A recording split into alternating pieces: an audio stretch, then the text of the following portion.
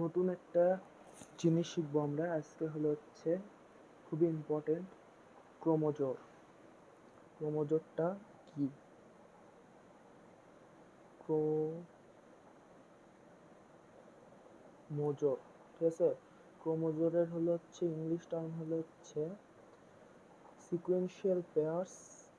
Sequential pairs অথবা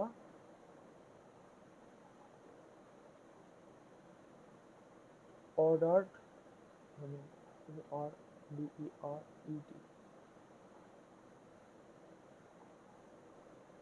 ordered pairs, ঠিক আছে। ক্রোমোজোরের হচ্ছে ইংলিশ হচ্ছে সিকুয়েন্সিয়াল পেয়ার্স আর হলো অর্ডার পেয়ার্স। এখন ক্রোমোজোরটা কি?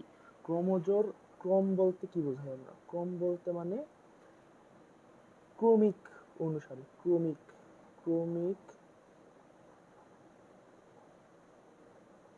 অনুসারে, মানে একটার পর একটা সিরিয়াল ভাবে যাবে এরকম।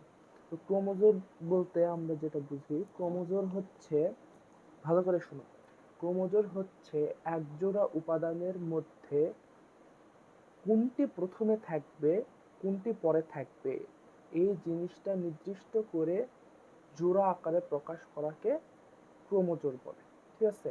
ক্রোমোজোর হচ্ছে, তুমি যদি সংক্ষেপে বলতে চাও তাহলে হচ্ছে সম্পর্কযুক্ত উপাদান, ঠিক আছে। সম্পর্কযুক্ত উপাদান। সম্পর্কযুক্ত উপাদান কেন? ধরো, মনে করো যে এক্স আর হচ্ছে ওয়াই, এই দুটা হচ্ছে ক্রোমোজোর, ঠিক আছে। এক্স এর মান মনে করো যে 2, ওয়াই এর মান 3। এটা মানে অবশ্যই 2,3 হবে, তাহলে x equal to 3, y equal to 4, এভাবে লেখা যায়, ঠিক আছে। তো ক্রোমোজোরের সংজ্ঞাটা কি আর একবার ভালো করে শোনো, এটা হচ্ছে বোঝার ব্যাপার। ক্রোমোজোর হচ্ছে এক জোড়া উপাদানের মধ্যে কোনটি প্রথমে বসবে। এক জোড়া উপাদান মানে কি? এক্স আর ওয়াই দুইটা হচ্ছে জোড়া উপাদান, ঠিক আছে। দুইটা জোড়া উপাদানের মধ্যে কোনটা আগে বসবে এবং কোনটা পরে বসবে, ঠিক আছে, বা থাকবে,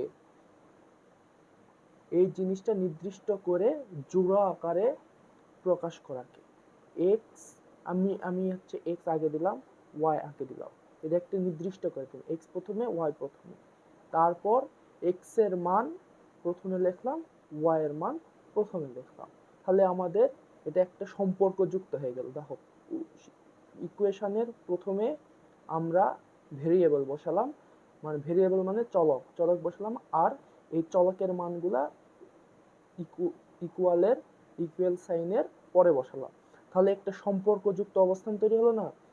এক্স এর মান 2, ওয়াই এর মান 3, আমরা এক্স ইকুয়াল টু 2 লিখতে পারি, ওয়াই ইকুয়াল টু 3 লিখতে পারি।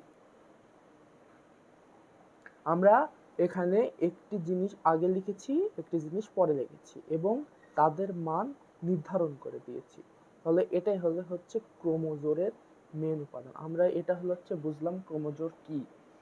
এখন হচ্ছে দেখো, ক্রোমোজোরের হচ্ছে দুইটা উপাদান মিলে একটি নতুন উপাদান তৈরি করে। উপাদান, এখানে দেখো এক্স কোমা ওয়াই দুইটা উপাদান না, এ এক্স এটা ওয়াই, এটা মিলে একটা ক্রোমোজোর তৈরি হয়েছে, কিন্তু এই পুরাটা একটা উপাদান হিসেবে আমরা বলবো, ঠিক আছে।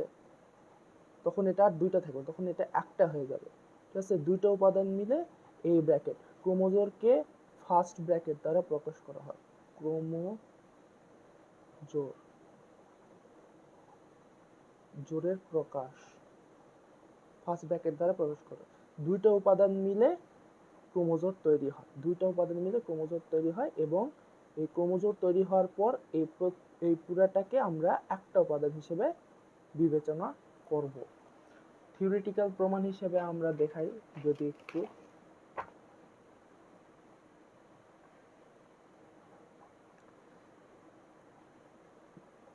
মনে করো, ধরো, ঠিক আছে, মনে করো হলো হচ্ছে এ বি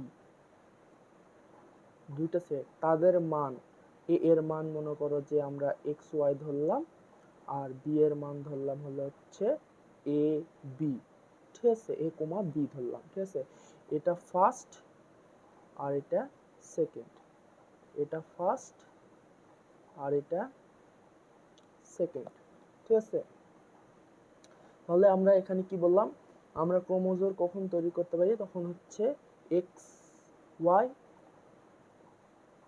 এ বি, তাহলে হচ্ছে x x comma x equal to y, তাহলে আমরা অবশ্যই এটা লিখতে পারি এক্স ইকুয়াল টু এ আর ওয়াই ইকুয়াল টু বি। আমরা তো সংজ্ঞায় কি পড়েছি, ক্রোমোজোম এক জোড়া উপাদানের মধ্যে প্রথমে কোনটা আগে থাকবে কোনটা পরে থাকবে সেটা নির্দিষ্ট করে দিয়ে ক্রোমোজোম প্রকাশ করা যায়। তো অবশ্যই আমরা x comma y equal to আমরা এ বি লিখলে তাহলে হচ্ছে অবশ্যই এক্স এর মান হচ্ছে এ, ওয়াই এর মান বি, যেটা আগে থাকবে সেটার মান, যেটা প্রথম মানে হলো হচ্ছে কি ক্রোমোজোমের প্রথম একটা সেটের প্রথম উপাদান পরের সেটের প্রথম উপাদান, একটা সেটের দ্বিতীয় উপাদান পরের সেটের দ্বিতীয় উপাদান, ঠিক আছে। এই দুটা মিলে হলো হচ্ছে ক্রোমোজোম তৈরি হয়, x equal to a, b equal to y বা ওয়াই ইকুয়াল টু বি, যে কোনো একটা সাজায় লেখে হয়, যার মানে ইকুয়াল, এটা ইকুয়াল, এটা ইকুয়ালের পরিবর্তে এক্স ইকুয়াল টু এ যদি লিখি তাহলে এ ইকুয়াল টু এক্স ও লিখতে পারবো, কোনো সমস্যা নেই, বুঝতে পারছো। এটা হলো হচ্ছে ক্রোমোজোম, বুঝতে পারছো। তো হচ্ছে যেরকম আমি একটা উদাহরণ দিই যে হচ্ছে ক্রোমোজোমের এক্সাম্পল দিলে তুমি বুঝতে পারবে যে এটা ক্রোমোজোম কিভাবে কাজে লাগে। আগে হচ্ছে একটা উদাহরণ দাও, তারপর আরেকটা উদাহরণ দিই। যে ধরো হচ্ছে এ ইকুয়াল টু আমরা 1 2 3 বসালাম, ঠিক আছে।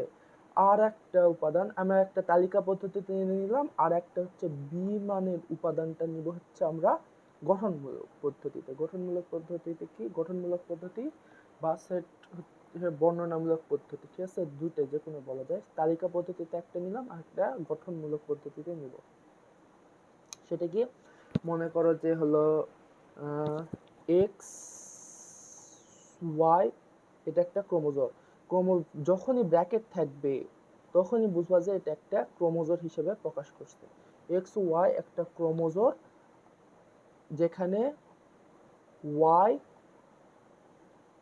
Equal to x plus one হিসেবে বিবেচনা করা হবে, এবং এক্স বিলংস টু এ।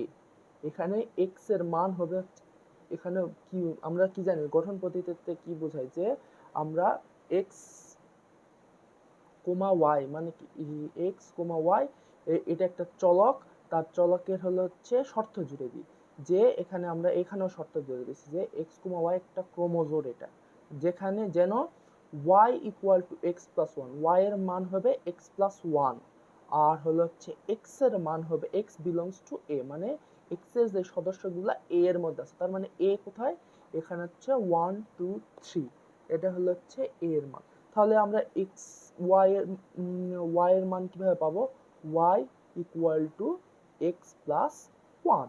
তাহলে এক্স এর মান আমরা এক্স এর মান আমরা বসায় দিলে কি এখানে কি এর তিনটা উপাদান আছে, তাহলে এক্স এর হচ্ছে তিনটা, ওয়াই এরও তাহলে তিনটা উপাদান হবে, কারণ কি মানে এক্স এর মান 1 বসাবো, তারপর 2 বসাবো, তারপর 3 বসাবো। তাহলে এক্স এর মান হচ্ছে 1 বসালে আমরা পাবো হলো হচ্ছে 2, এক্স এর মান হলো হচ্ছে যদি 2 বসাই তাহলে আমরা পাবো হচ্ছে 3, এক্স এর মান যদি